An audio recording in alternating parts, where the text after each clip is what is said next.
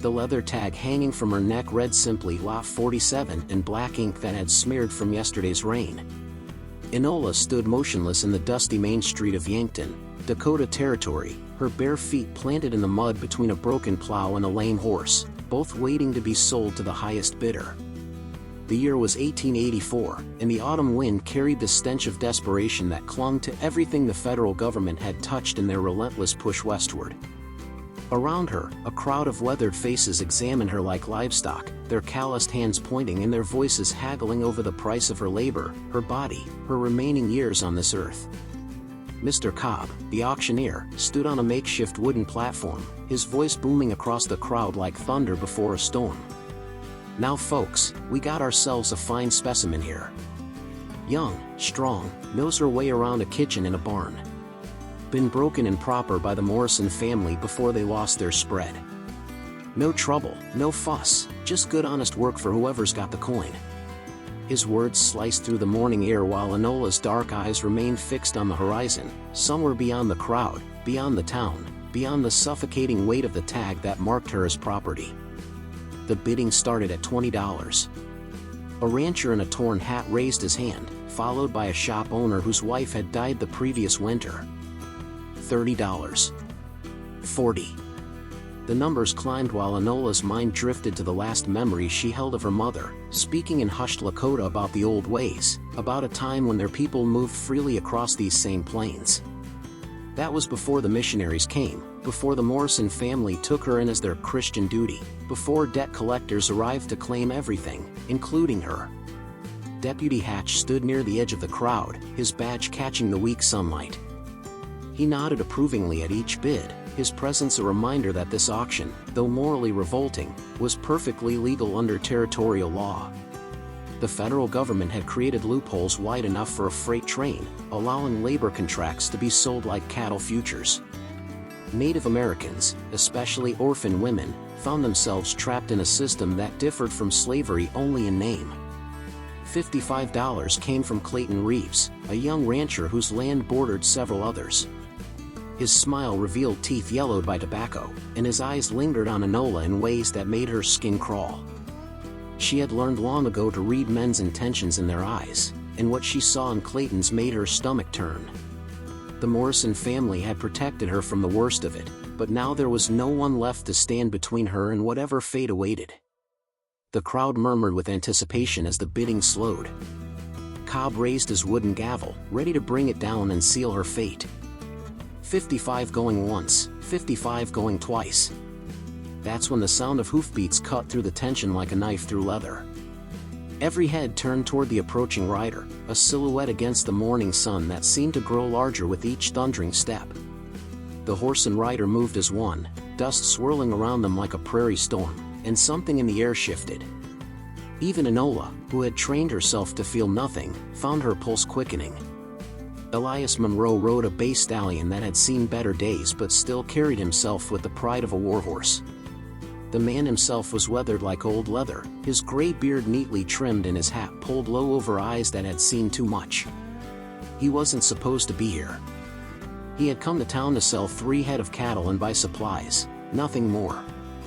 His ranch was struggling, his debts mounting, and he had no business involving himself in the affairs of others. But something about the scene before him triggered memories he had spent years trying to bury. The sight of a young Native American woman standing with a price tag around her neck like livestock sent him back to a cold morning in 1877, when he had ridden with a militia group tasked with clearing a section of railroad land. The images flashed through his mind unbidden: the burning teepees, the screaming children, the woman who had looked at him with the same resigned dignity he now saw in this stranger's eyes. The crowd parted as Elias guided his horse forward, not stopping until he was directly in front of the auction platform. Cobb lowered his gavel, confusion written across his face. "Mr. Monroe, if you're here to bid, you need to." $100. Elias's voice cut through the auctioneer's words like a blade through silk. The number hung in the air, 50% higher than the current bid, high enough to end all discussion. Clayton Reeves cursed under his breath, while Deputy Hatch straightened, suddenly alert. Cobb's eyes lit up with greed. $100 from Mr. Monroe. Do I hear 110? The crowd fell silent. $100 was more money than most of these men saw in 3 months. Clayton looked like he might speak, but a warning glance from Elias changed his mind. There was something in the older man's bearing that suggested he had faced down harder men than anyone present. Going once, going twice. Cobb's gavel came down with a sharp crack that seemed to echo off every building in town. Sold to Mr. Elias Monroe for $100. Enola's head turned slightly, just enough to catch a glimpse of her new owner.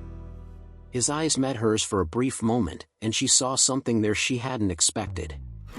Not the hungry ownership she had learned to fear, not the cold calculation of a business transaction, but something that looked almost like regret.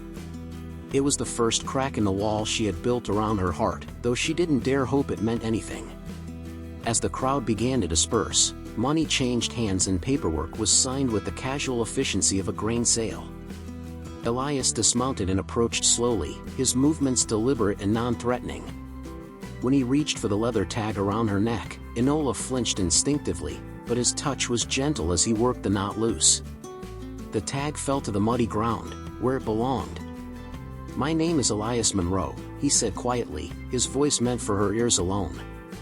"I have a ranch about 10 miles south of here.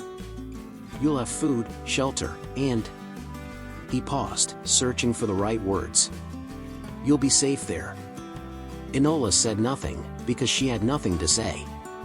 Safety was a luxury she had learned not to believe in, and words were weapons that could be used against her.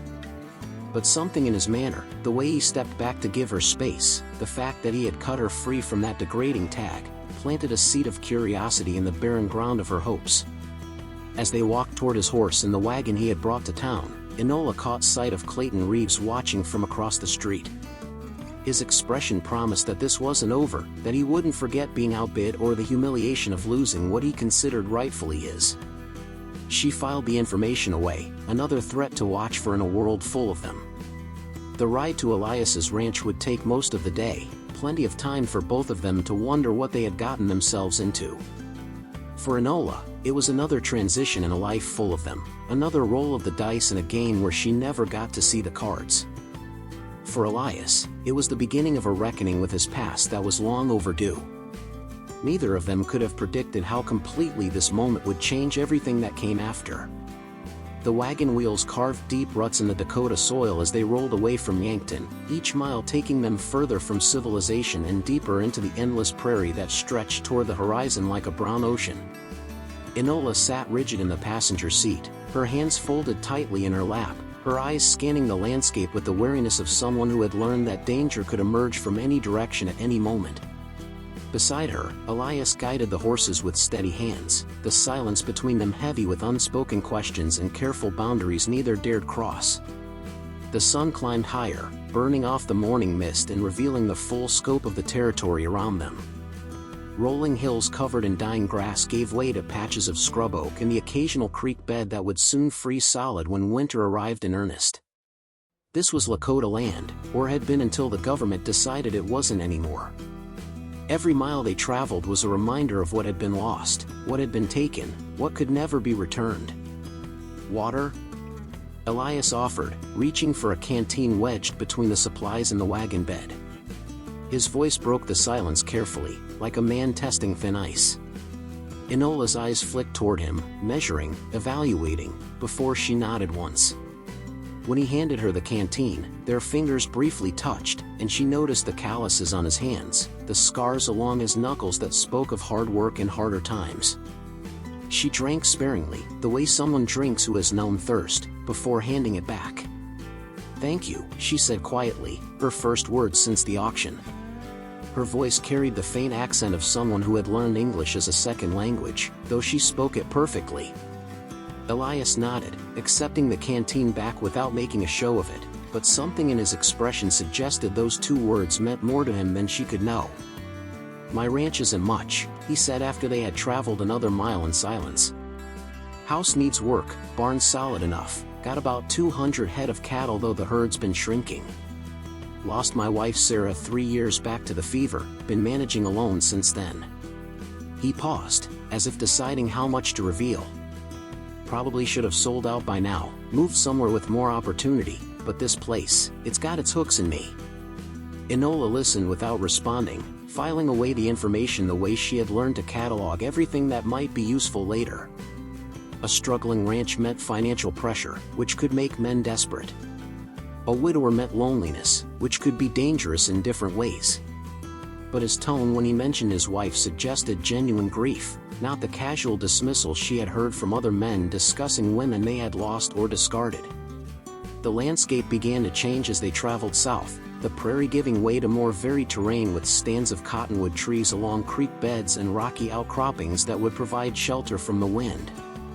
Elias pointed out landmarks as they passed, a distinctive boulder that marked the halfway point to his ranch, a copse of trees where he had once taken shelter during a particularly vicious thunderstorm, the remains of a burned-out homestead where a family had given up and headed back east. "Territory's not kind of folks who aren't prepared for what it demands," he said, nodding toward the blackened timber that was all that remained of someone's dreams. "Takes a special sort of stubbornness to make it work out here, and even then there's no guarantees. My people lived here for generations before the homesteaders came," Enola said quietly, her voice carrying no accusation, just simple fact. "They knew how to read the land, how to work with it instead of fighting it. The government called that primitive." Elias was quiet for a long moment, the weight of her words settling between them like stones in still water. "Reckon the government's called a lot of things primitive that were probably smarter than what replaced them," he finally said.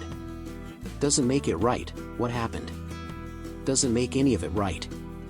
Something in his tone made Enola look at him more carefully. There was pain there, old and deep, the kind that came from carrying guilt that couldn't be set down or forgotten. She recognized it because she carried her own version of that weight, the survivor's burden of wondering why she had lived when so many others hadn't. They stopped at midday to rest the horses and eat a simple meal of bread and dried meat that Elias had brought from town.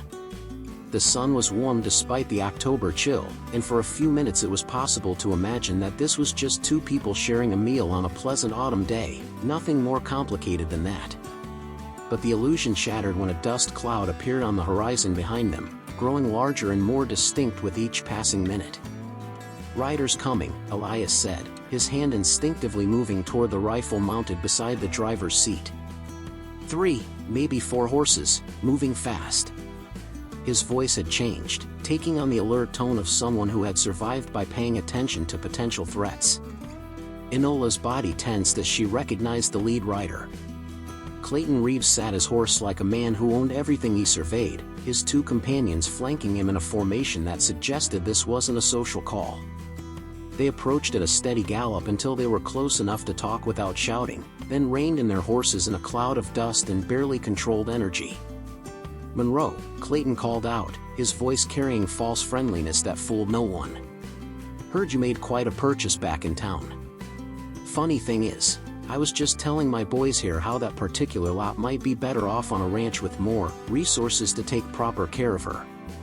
"She's not for sale, Clayton," Elias replied, his voice level but with steel underneath. "And she's not a lot anymore. She's a person with a name." Clayton's smile turned predatory. "Now see, that's where you and I disagree. Papers say she's bound to a labor contract, which makes her property until that contract's fulfilled. Property can be sold, traded, or taken as payment for debts." His eyes fixed on Enola with an intensity that made her skin crawl. "Word is your ranch is bleeding money, Elias. Might be I could help with that situation, make it worth your while to transfer that contract to someone better equipped to handle it." The threat hung in the air between them like smoke from a grass fire, dangerous and impossible to ignore. Elias's hand moved closer to his rifle, while Clayton's companions spread out slightly, their own weapons visible and ready. Enola found herself calculating distances and options, the old survival instincts that had kept her alive through worse situations than this one. "You boys best move along," Elias said quietly. "Nothing here that concerns you." Clayton's laugh was harsh as winter wind. "Everything that happens in this territory concerns me, old man. You'd do well to remember that." He looked directly at Enola, his meaning unmistakable. "This isn't over. Not by a long shot. The three riders wheeled their horses and galloped away, leaving a cloud of dust and the promise of trouble to come. Elias watched them go until they disappeared over a ridge, then turned to check the loads in his rifle with practiced efficiency. "We need to get home," he said simply. "And we need to get there fast." The Monroe Ranch appeared through the heat shimmer like a mirage that refused to disappear, its weathered buildings standing defiant against the endless Dakota sky. The main house was built from local stone and timber, its walls thick enough to withstand the brutal winters that swept down from Canada every year. The barn dominated the landscape behind it, its red paint faded but its structure solid, surrounded by corrals that contained maybe 30 head of cattle where there should have been twice that number. Everything about the place spoke of hard work, careful maintenance, and the quiet desperation of a man fighting a losing battle against time and economics. Enola took in every detail as they approached, her trained eye cataloging potential escape routes, defensive positions, and resources that might be useful if circumstances demanded it. The house had 2 stories and a wraparound porch that would provide good sight lines in all directions. The barn offered multiple exits and storage for supplies. A creek ran along the eastern boundary, ensuring water even during dry spells.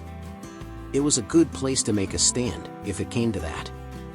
Elias guided the wagon to a stop near the front porch, where a dog emerged from the shadows to greet them with cautious enthusiasm. The animal was a mix of breeds, probably shepherd and something else, with intelligent eyes and the alert bearing of a working dog who took his responsibilities seriously. He approached Enola carefully, tail wagging but ready to retreat if she proved unfriendly. "That's Rex," Elias said, climbing down from the wagon seat. "He's harmless unless you're planning to steal cattle or cause trouble. Been my only company since Sarah passed." He extended a hand to help Enola down, then seemed to think better of it and stepped back to give her space to manage on her own. The interior of the house was simple but clean, with furniture built for durability rather than show. A stone fireplace dominated the main room, its mantel holding a few books and a daguerreotype of a woman with kind eyes and dark hair. The kitchen was well equipped with a cast iron stove and a hand pump for water, while upstairs Elias showed her to a small but private room with a window facing east toward the rising sun. "This was going to be the nursery," he said quietly, standing in the doorway but not entering. "Sarah and we had plans. But sometimes life has different ideas about what you get and what you don't." He cleared his throat, stepping back. "It's yours now, for as long as you want it." Enola nodded, running her fingers along the windowsill where someone had carved tiny flowers into the wood.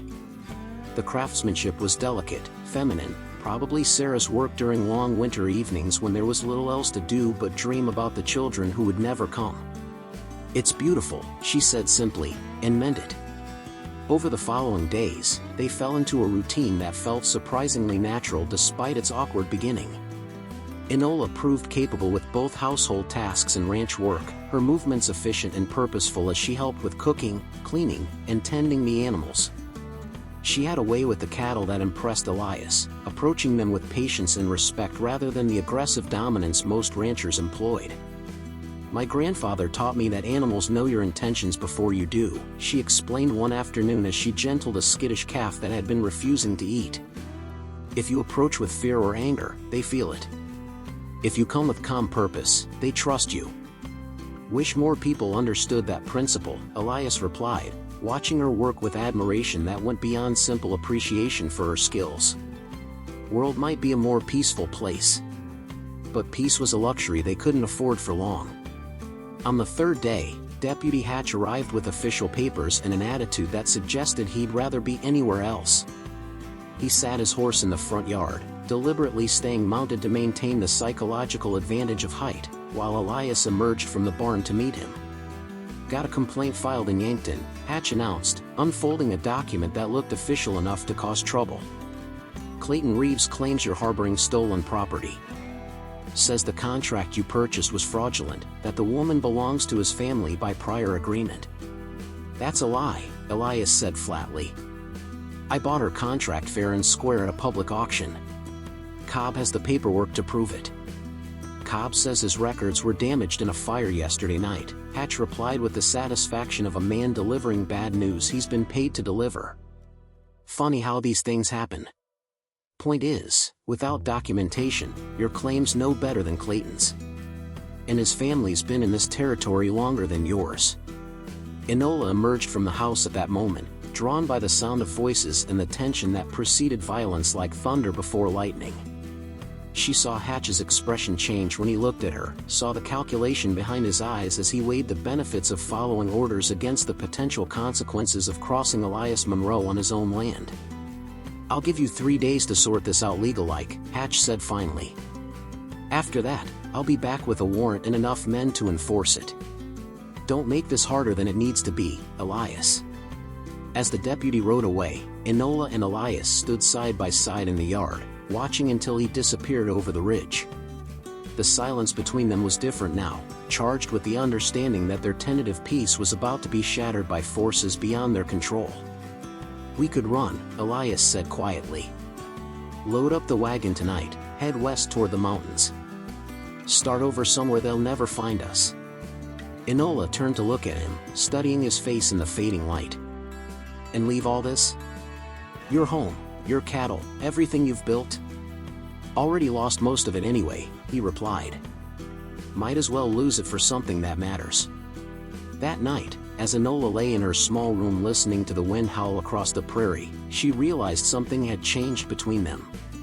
What had started as a transaction had become something else entirely, something worth protecting even if it meant sacrificing everything else. For the first time in years, she had found a place that felt like it could become home. The question now was whether they would be allowed to keep it. Dawn broke gray and cold on the third day, storm clouds gathering like an omen of trouble ahead. Enola watched from the kitchen window as dust clouds appeared on the horizon. Behind her, Elias checked his rifle, the metallic clicks punctuating their heavy silence. 12 horses, she said quietly. "Maybe more. Against 2 of us." Elias joined her at the window. "Not exactly favorable odds." Enola smiled for the first time since they'd met, transforming her entire face. "Not just 2, she said softly. From the ridge behind the house, emerging from morning mist like spirits, came Lakota warriors on painted horses. At their head rode Tashink, war paint marking his fierce young face. He had been watching, waiting. "I sent word to my people 3 nights ago," Enola explained. "Told them I had found something worth protecting." Elias stared at her, understanding flooding through him. "You could have left with them any time." "Running away isn't the same as going home," she said simply. "And this feels like home in a way I thought I'd lost forever." The 2 groups converged in the ranch yard like opposing armies. Clayton sat his horse beside Deputy Hatch, official papers in hand. Facing them across 30 yards, Tashink and 6 warriors waited with deadly patience. "This is none of your concern, Indians," Clayton called out with casual arrogance. "We're here on official business." "The woman is Lakota," Tashink replied in fluent English. "She has chosen her path freely, and we honor that choice." Hatch shifted nervously, clearly regretting taking Clayton's bribes. "We got legal papers." "Papers that treat human beings like cattle," Tashink interrupted. "Your law has no power here." Elias stepped onto the porch with Enola beside him. "Enola stays here because she chooses to.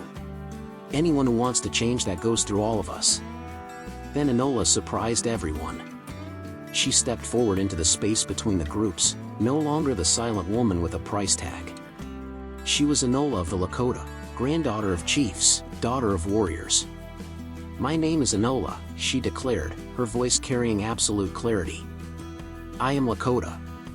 I am free. And I choose to stay with this man who showed me kindness when the world showed me cruelty." Her dark eyes blazed at Clayton. "You can try to take me. But I will not go quietly, and I will not go alone."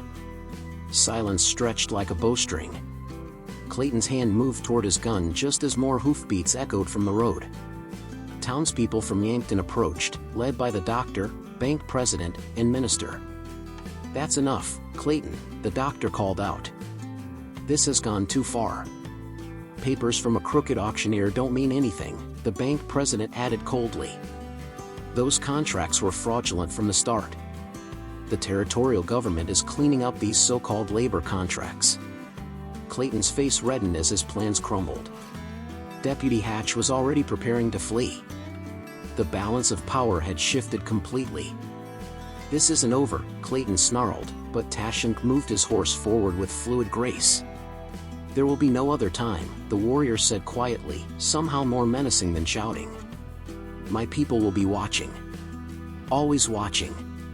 Clayton understood he had pushed too far. With a vicious curse, he spurred his horse and led his men away, leaving only dust and defeat. As groups dispersed, Tashink approached the porch. "You have found your path, sister," he said in Lakota, then English. "This man has honor. Will I see you again?" Enola asked, sounding for the first time like the young woman she should have been. Tashink smiled, transforming his painted face. "We will visit when seasons change. But now, build your life here. Be happy. That is the best revenge." Alone again in the yard, the silence between Enola and Elias was different now, no longer filled with uncertainty. They had faced the worst together and emerged stronger. "Guess you're stuck with me in this old ranch," Elias said, his voice carrying lightness it hadn't held in years.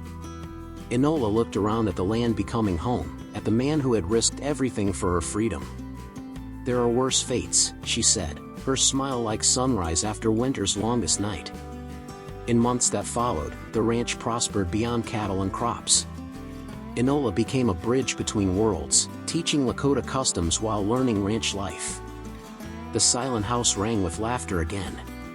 The nursery became her sanctuary where she rebuilt damaged parts of herself. The tag that once hung around her neck was buried in the ranch yard, returned to earth where it belonged.